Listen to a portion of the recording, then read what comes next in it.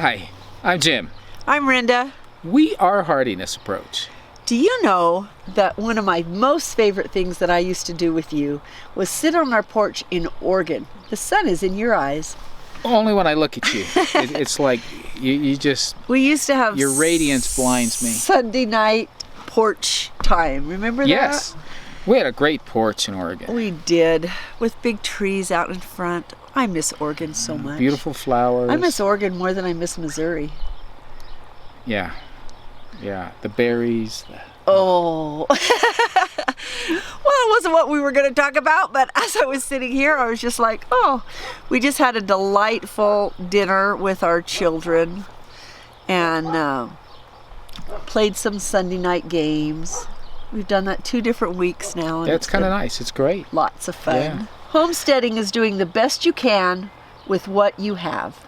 I agree 100%. You know, that's like what we've said so many times. So many times. And there's a lot of definitions for homesteading, but for me, that puts it all together. Because whatever circumstance you may be in, you can homestead, and that's what that's saying. And that's what homesteaders have to do. So we've had just an enormous amount of people subscribe to our channel in the last week and a half. Well, here recently, over the last month, we've seen kind of a constant, steady inflow, more than we've seen in the past, except at times when there was like something happened and a lot of people came all at once. But this has been no special events and just a strong, steady stream. So a lot of folks who maybe haven't looked at all of our older videos. In that case, we thought we would just tell you a little bit about who we are, and those of you who know us and love us, we know and love you too. We started this journey a little over 2 years ago, and we have been This homesteading journey. We've been from Oregon to Pennsylvania to Missouri to Nevada. Really crazy. And we're not done yet. The situation we're in now is a temporary situation. We elected to leave. Is it okay if I say this now? We elected to leave Missouri for a few reasons. One of them being family. That we had taken ourselves to Missouri because of the growing season, because of the growing possibilities, and because of the prices that were there, the inexpensive property and other costs. But we weren't close to family. And when we had problems and issues, which we had, health issues, we realized that being away from family and not being able to spend the time with them, if our time might be really short, that we didn't want to lose that. Yeah, it's been really fun having Sunday dinners together. And, you know, we've had the family here in Nevada that we've been with now, and then the family that's in Utah, we've been able to, we're actually going there this next weekend to visit them a little bit. And we're close enough to Colorado, well, either way, whether Missouri or here, it's about the same. And Oregon. We're closer to Oregon. We have kids here. Everywhere. So it makes our travel a little more feasible to go see our kids, especially the ones that are close, but the ones that are a little further out, it's still not too bad. And so that's why we've come here. But we're in Nevada for a special reason. It's a short-term purpose, and you know, when we get that taken care of, then we're going to be putting ourselves somewhere permanent. In all of this, we still have a big garden because gardening is so important to us so that we can eat well.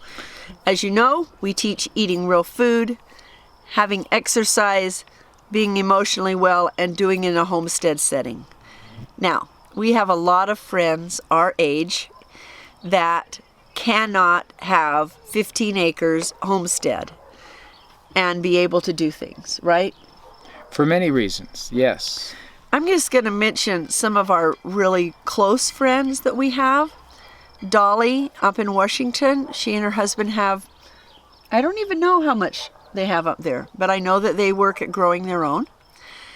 Marianne, our dear Marianne in Sacramento area, if anyone was able to listen to her video this week. This is Surviving the 80s. Surviving the 80s. She's 83, I believe, and she has been diagnosed with cancer. And so our love and prayers to her. In her little yard in Sacramento, she farms amazing. She has chickens and she grows, and she and Tom are amazing. They're such an example. Yep. Our friends in Tennessee, Kier and Ron, they have a bigger farm, and they are the ones that do the caterpillar tunnels that are going to teach us what to do. Yes. We plan on doing caterpillars, and they're going to help us know how to do that. One of them is older than us. I don't know if they're both older than us. Brenda, I know that she does a homestead. Patty does a homestead. Ron and Lois up in Canada, they have a homestead and a little place on the lake, and just incredible stuff that they do. Place we want to go see. We were going to go once, and that didn't happen. We have to find a way to get there. And then Tim and Connie right here, as our neighbors down the road, they have a big homestead that they're working, and we've been able to work on it with them. All of these people are older, like us. And we love that. We love that. It's important to them, and we know that there's so many more out there.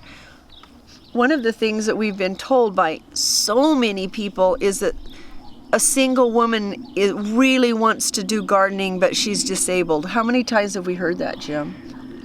We need to get all of our disabled friends. Not all of them are disabled, but it's one person wanting to do things.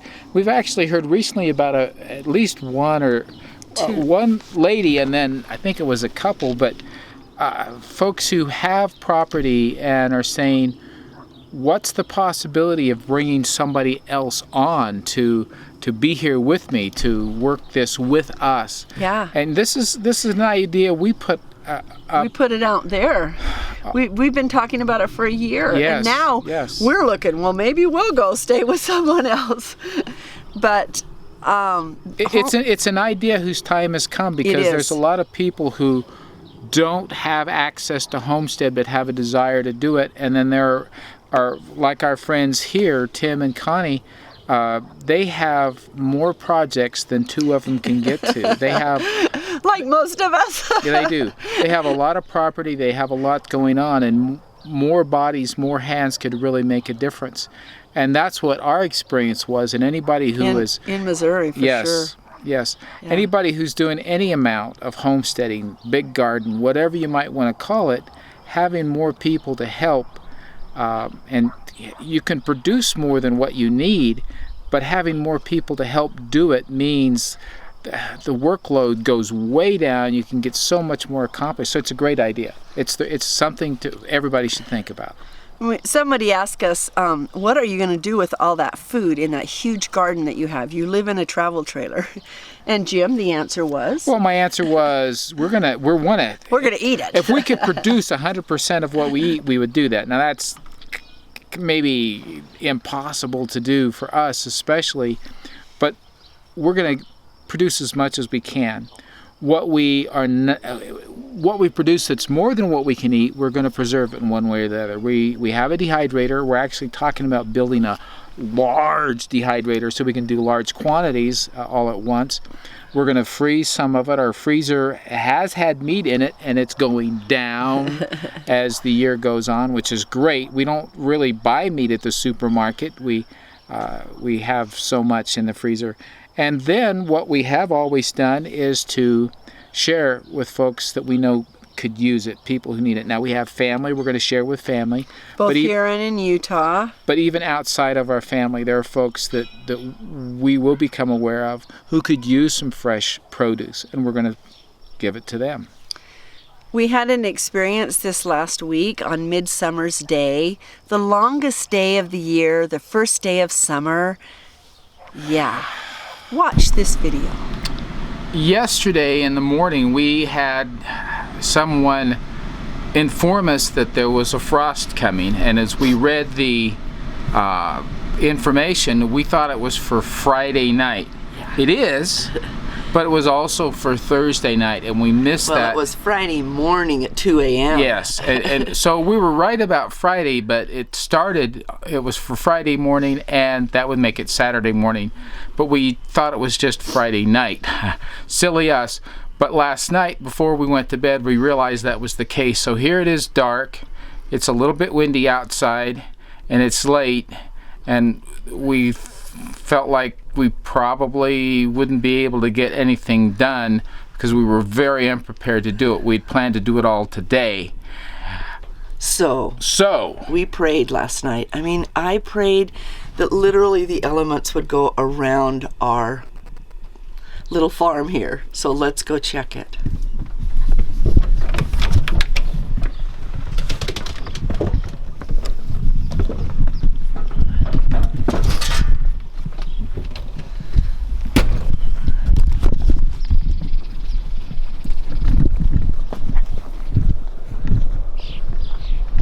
Well, the peppers are okay. Here's where my concerns were, these tomatoes. Those are peppers. Yep. They made it. Oh my goodness. So it didn't get as cold as predicted. It was supposed to be 28 when we looked last night. So it didn't get that Look, cold. it's still beautiful. Okay. Oh. We survived. Look at these. Look at these. These are the ones I was the most concerned about. Come down where you can see me. These tomatillos are just standing up so nice and tall. Okay. Oh, look! There's a tomatillo on there. Okay. Today's the day we get this covered up so it's got a little more protection. Yeah, and we're not sure how we're doing the tomatoes yet. We're not positive because of the stakes. I mean, it would be really easy to pull the stakes out, but we're not doing that. Wouldn't be easy to pull the stakes out. Oliver, get off of that. Get off. Get out of the carrots. Come here. It's coming right up the middle. Oh. Oh my gosh. We gotta train this. Oliver, get out. Go down the aisle. Go, go, go. Well, that was a really encouraging part, but it was the next day that the plants really started to show their sadness. Shall we go show them? I don't want to go look at it till tomorrow. He has confidence they're going to come back, but we probably lost half the tomatoes, most of the squash, half the tomatillos, both eggplants. So we're headed back to the store to buy pre-made ones because we don't have time and we're not willing to not have any. Who would have thought that it froze in the 21st of June? Yeah. That's craziness. Yeah. Craziness. So it really caught us off guard. But one thing that it's pointed out for us is that we need to do our own starts and have more of them than we need. I know. For something Connie like this. gave us so many and a lot of them died. I feel so bad. Just, we hadn't had them out that long, But guess what? Homesteading is doing the best you can with what you have. Absolutely. And that's what we're doing. We planted our seeds, so hopefully they'll grow. Hey, before the next snow. Yeah. Oh boy. I know you're going to ask about this, so I'm just going to show you this tree house here. I think I highlighted this a couple of years ago. This is a tree house that's got mirrors in it and stairs and all kinds of fancy stuff that someone gave me that loved me, and my daughter's actually had it at her home the whole time we were in Missouri and in Pennsylvania, and then when we came back she goes, "Here, it's yours." So here's our little greenhouse that no, birdhouse. Birdhouse. Did I say greenhouse earlier? No, you said it right the first Oh, time. good. What the main gist of this video is to make no matter if your finances are bad or your health is bad or the storms are bad or the freezes are bad, pick yourself up, dust yourself off, and start all over again. Because homesteading is how you make it. Yep, it is. Hey, if you like what we're doing, if you like our approach to YouTube, and if you like our approach to taking care of yourself and providing food and being healthy, we would love you to be a subscriber so we can continue to share with you. So go ahead and hit the subscribe button, and that way you can be aware as we produce more videos and get to see what we're doing. We have some really good things planned for the future. Bye-bye now. Take care. Love having you here.